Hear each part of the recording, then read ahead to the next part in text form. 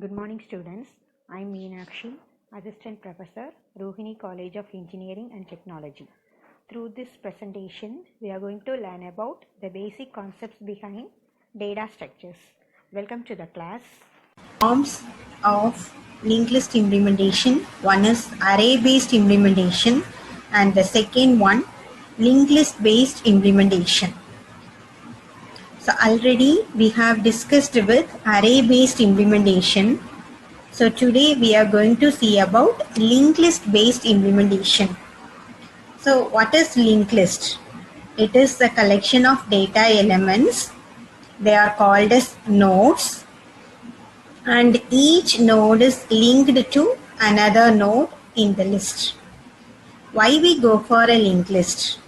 So we have some disadvantages in array-based implementation of list ADT. So we go for linked list implementation. What are the disadvantages we have? The main disadvantage is the size of the array. So in array-based implementation, we have to specify the size of an array in advance. Similarly, in array-based implementation, all the elements must be stored in a sequential location. We cannot store the elements in a random location. So in order to overcome these two disadvantages, we go for linked list implementation. First, we see what are the basic terms in linked list. So a linked list is a linear collection of data elements. So this is an example of linear data structure. These data elements are called as nodes. What is the use of linked list? Linked list can be used to implement other data structures like stack, queues, etc. How the linked list is represented? So in linked list, every node contains two parts, left part and the right part.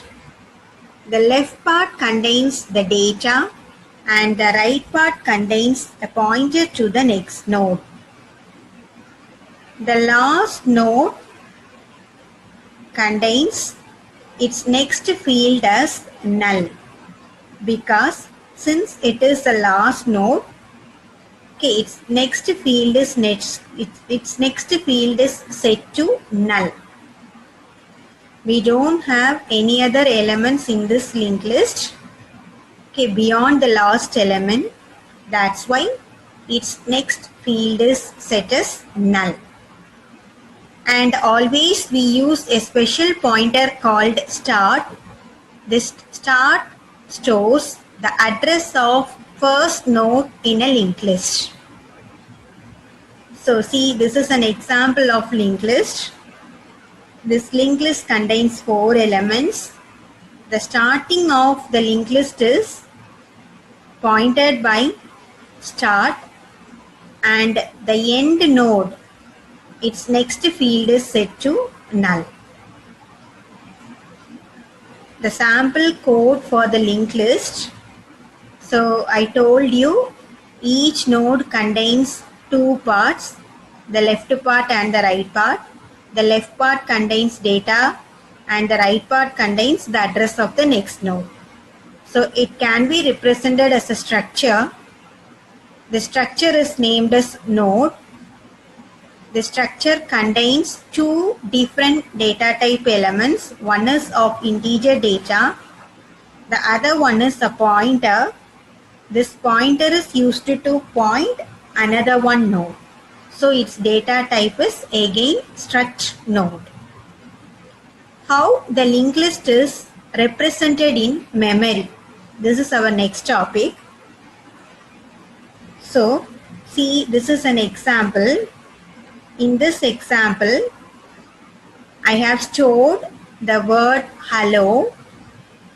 This word hello is stored using a data structure linked list.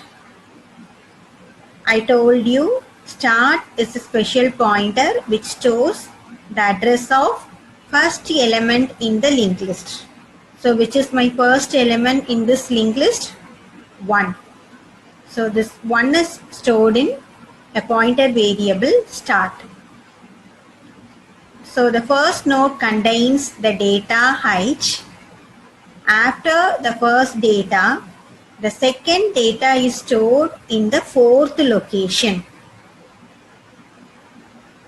So this is the difference of array implementation and linked list implementation.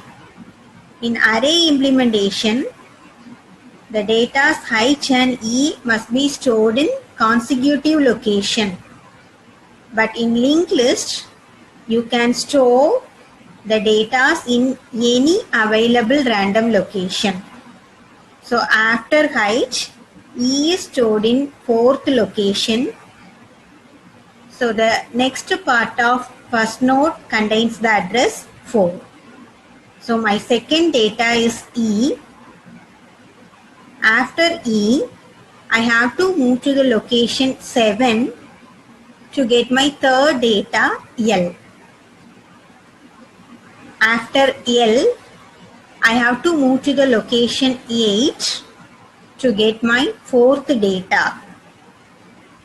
After 8, I have to move to the location 10 to get my fifth data. Since this is the last node in this linked list, its next field is set to null. So null can be represented either as X or as -1. So this is how the linked list is represented in memory. Now, you compare array-based implementation of listADT and linked list implementation of listADT. In array-based implementation, the main thing is all the elements must be stored in a sequential memory location. They must be stored in a consecutive memory location. The space must be continuously available. You can store the elements in a continuous space. You cannot go for random location. But in linked list, you can store the elements in any random location. Array-based implementation allows random access of data. That is, by specifying the index, you can access the data randomly in array-based implementation.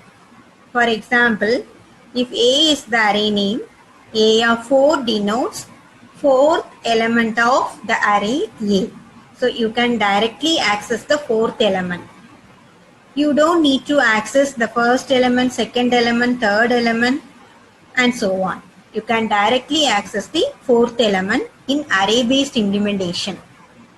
But it is not true for linked list implementation. If you want to access the fourth element, you have to access the third element, second element, and first element, because the next node address is stored in the previous node. So you have to traverse all the nodes sequentially to get some data. So it won't support random access. In array-based implementation, once the maximum size gets reached, you cannot add more elements. But in linked list implementation, you can add any number of elements in the linked list. So that's all. So in this class, we have studied the linked list implementation of listADT, just the basic concepts. Thank you all.